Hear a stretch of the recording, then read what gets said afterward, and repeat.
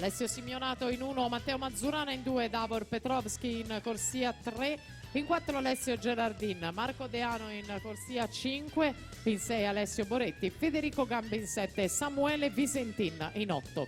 Questa è la quinta batteria, attenzione, annuncio di squalifica relativo alla quarta batteria ragazzi, l'atleta Lorenzo Bartoli è stato squalificato per nuotata irregolare.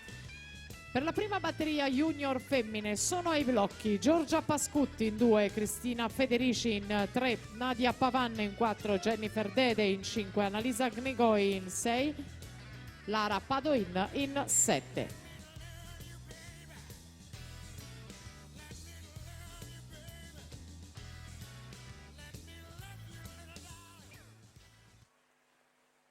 Alessio Gerardin 58-22, intanto si è preso il miglior